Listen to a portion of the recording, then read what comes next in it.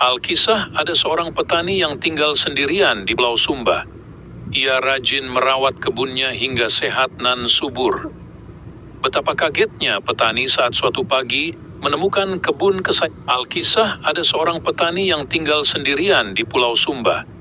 Ia rajin merawat kebunnya hingga sehat dan subur. Betapa kagetnya petani saat suatu pagi menemukan kebun kesayangannya porak-poranda. Setelah ditelusuri, ia menemukan jejak babi hutan. Meski rasanya tak mungkin karena kebun miliknya dikelilingi pagar yang tinggi. Rasa penasaran dan kesal membuat petani memutuskan mengintai kebunnya untuk menangkap basah pelaku perusak. Tak lupa ia membawa tombak sakti pemberian turun-temurun dari leluhur, Numbu Ranggata. Tanpa sang petani tahu, tombak ini bisa memecah langit menjadi petir yang akan menyerang lawan sang pemilik. Namun di tangannya, tombak itu hanyalah sebilah senjata runcing biasa. Hari semakin malam, setelah lama menunggu, akhirnya ia memergoki kawanan babi hutan yang menyerang kebunnya. Benar saja, tak seperti babi hutan biasa yang akan putar balik saat melihat pagar. Jenis satu ini malah melompati pagar dengan mudahnya. Kaget sekaligus panik, petani langsung melempar tombak ke seekor babi hutan yang berjarak paling dekat dari tempat persembunyiannya hingga menancap di bagian perut sebelah kanan. Babi hutan itu mengerang kesakitan dan kabur dengan begitu cepat sekaligus membuat kawanannya kaget. Petani merasa percuma mengejar babi hutan itu di malam hari, tapi ia harus mendapatkan tombaknya kembali agar tidak terkena kutukan leluhur. Saat matahari mulai terbit, petani segera mengikuti jejak kaki dan darah babi hutan yang kabur bersama tombak warisannya. Sang petani jauh-jauh mengikuti jejak si babi hutan hingga sampai ke tepi pantai. Namun anehnya, jejak itu hilang begitu saja. Pikirnya, itu mustahil, karena berarti para babi hutan itu terbang atau berenang ke pulau seberang saat salah satu di antaranya luka berat. Tapi tak ada tubuh babi tergeletak di sepanjang perjalanan sang petani menelusuri jejak. Artinya, babi yang terluka itu pasti ikut menyeberang. Masih termangu, tiba-tiba terdengar suara besar dari belakang petani menanyakan kenapa dia terlihat bingung. Saat menengok, mengangalah mulut petani mengetahui yang berbicara adalah sosok siluman penyu setinggi tebing. Sambil gemetar, ia pun menanyakan kepada siluman penyu mengenai komplotan babi hutan yang sedang dicarinya. Untuk menjawab pertanyaannya, siluman penyu meminta petani naik ke atas punggungnya untuk menyeberang ke pulau lain. Meski ragu, sang petani pun menurutinya. Ternyata rasa takutnya pada kutukan leluhur lebih besar daripada sekadar berinteraksi dengan siluman. Sesampainya di pulau seberang, siluman penyu mempersilakan petani turun dan menyelesaikan tujuannya. Jika nanti memerlukan bantuan lagi untuk pulang, petani tinggal naik ke atas pohon kelapa dan memanggil siluman penyu sekencang-kencangnya, ia akan datang. Maka berpisahlah mereka setelah petani mengucapkan terima kasih. Tak tahu harus mulai dari mana, petani menuju ke satu-satunya pondok di pesisir pantai. Di sana ia bertemu dengan tuan rumah, seorang wanita tua yang tinggal sendirian. Pikirnya jika komplotan babi itu menyeberang dengan siluman penyu setiap malam, pasti nenek sempat melihat mereka sesekali.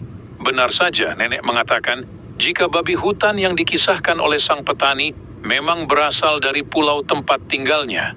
Namun itu bukan babi hutan biasa, melainkan sekelompok orang berilmu yang bisa berubah bentuk. Mereka pergi ke pulau seberang untuk mencuri dan memperkaya diri, hingga kini menjadi komplotan paling berkuasa di pulau itu. Nenek memperingatkan bahwa mereka sungguh sakti, tak mungkin petani bisa mendapatkan Numbu Ranggata dengan mudah. Tapi nenek bersedia mengajarkan beberapa jurus yang bisa membantu petani dalam perjalanannya. Ternyata nenek adalah petarung sakti yang memilih untuk menyepi. Dia merasa hari tuanya lebih berguna jika bisa mengajar bela diri pada murid pilihannya. Beberapa hari berlalu hingga petani menguasai sedikit jurus nenek yang diturunkan padanya. Sebelum melanjutkan perjalanan, nenek memberi ramuan ajaib buatannya dan petuah untuk meminta imbalan Numbu Ranggata dan batu sakral Watu Maladong pada babi hutan yang ia lukai. Katanya Watu Maladong lebih baik jika dimiliki orang jujur seperti petani. Bertolaklah petani ke desa terdekat, tempat para babi hutan, incarannya tinggal. Setelah mendapat pekerjaan di salah satu rumah warga, ia mendengar perbincangan mengenai kepala desa yang terluka parah di bagian perut, tetapi lukanya tak kunjung menutup. Setiap hari darah segar mengalir hingga kepala desa selalu mengerang kesakitan. Mendengar omongan warga, petani yakin jika kepala desa itu adalah babi hutan yang berhasil ia lukai tempo hari. Petani segera menuju ke rumah kepala desa untuk mengambil kembali numbu ranggata. Sesampainya, petani langsung bertanya apakah luka di perut kepala desa berasal dari tikaman tombak. Pertanyaan ini membuat kepala desa dan pengikutnya kaget, karena tak ada seorang pun dari mereka yang membocorkan kejadian malam itu. Karena pertanyaannya, sang petani dianggap sebagai dukun sakti dan dimohon segera mengobati kepala desa yang sudah tak berdaya. Sesuai petuah nenek, sebelum memberi ramuan yang nenek buatkan, petani lebih dulu meminta imbalan tombak yang melukai kepala desa dan Watu Maladong. Permintaan ini dianggap kepala desa berlebihan, tetapi ia sudah putus asa. Akhirnya kepala desa setuju, dan terjadilah perjanjian sakral antar keduanya. Ajaib, ramuan nenek berhasil menyembuhkan perut kepala desa segera setelah dioleskan. Kepala desa dan pengikutnya langsung kegirangan. Sambil menyerahkan numbu ranggata, kepala desa bertanya bagaimana petani bisa mengetahui kejadian rahasia itu.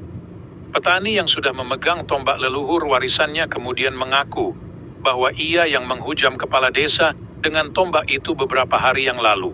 Merasa dibodohi, kepala desa murka bukan main, tapi di sisi lain ia sudah membuat perjanjian sakral yang tak boleh diingkari. Demi mempertahankan harga dirinya, kepala desa mengajak petani bertarung. Jika petani menang, ia akan mendapatkan Watu Maladong. Melihat kemampuan kepala desa yang bisa berubah bentuk, petani pesimis bisa mengalahkan kepala desa. Akhirnya petani mengajukan waktu 1 bulan untuk mempersiapkan diri.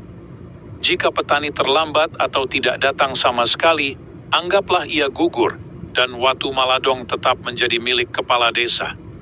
Hal itu dianggap setimpal mengingat keputusan duel dari kepala desa datang tiba-tiba. Petani kemudian kembali ke pondok nenek untuk menceritakan semua hal yang telah terjadi. Rasanya petani ingin mundur karena tujuan ia datang hanyalah numbu ranggata. Mendengar keraguan petani, nenek menceritakan kisah Watu Maladong. Bahwasanya Watu Maladong adalah batu sakti yang bisa menumbuhkan sumber daya alam dan mata air di mana saja sesuai keinginan pemiliknya. Itulah alasan mengapa Pulau Nenek tinggal begitu subur, tidak kering seperti pulau asal petani. Belum selesai, nenek juga menceritakan rahasia kesaktian numbu ranggata yang bisa memecah langit menjadi petir untuk menyerang lawan. Dulu pemiliknya begitu ditakuti dan dihormati. Nenek berpesan supaya petani harus bermeditasi agar bisa meminta petuah dari leluhurnya untuk menguasai kesaktian tersebut. Sementara itu, nenek membantu raganya berkembang melalui latihan fisik. 1 bulan berlalu, kini numbu ranggata menyatu dengan tubuh petani atas izin leluhur.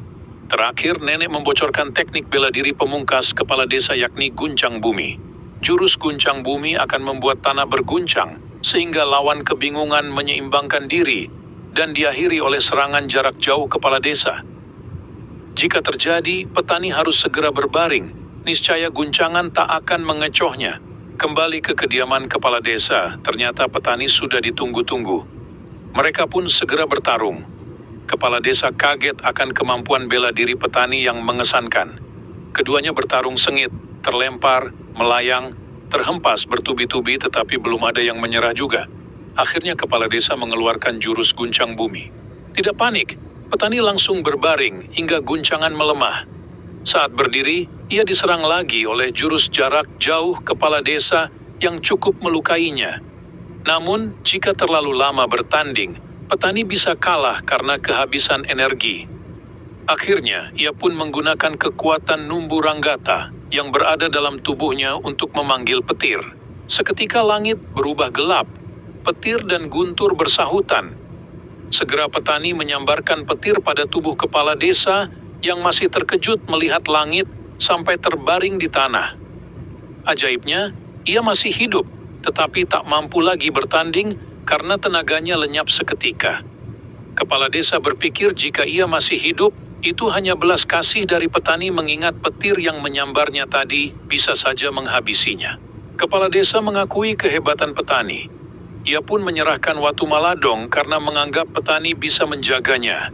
Kepala desa menjelaskan jika batu Watu Maladong ada 3 butir. 2 butir berjenis laki-laki yang akan memberi padi dan jagung. 1 butir lainnya berjenis perempuan dan akan memberi jewawut, tanaman serealia yang biasa dikenal juga dengan nama sekoi. Ketiganya bersama-sama akan memanggil sumber air yang tidak pernah habis. Kepala desa berpesan petani harus menjaganya karena akan ada banyak orang yang ingin mendapatkannya. Selain itu, Watu Maladong hanya bisa digunakan untuk niat baik. Jika pemiliknya bersikap buruk, kekuatannya akan hilang. Di akhir perkataannya, kepala desa menyadari jika Watu Maladong memilih tuan baru berarti kepala desa telah menyalahgunakan kekuatannya. Setelah mendapatkan Watu Maladong, petani kembali ke rumah nenek untuk menyampaikan terima kasih, lalu mengajak nenek pulang ke Pulau Sumba bersamanya. Petani akan mengurus nenek di hari tua dan memperlakukannya sebagai orang tuanya sendiri. Sang petani lantas naik ke atas pohon kelapa tertinggi untuk memanggil siluman penyu agar mengantarnya kembali ke Pulau Sumba.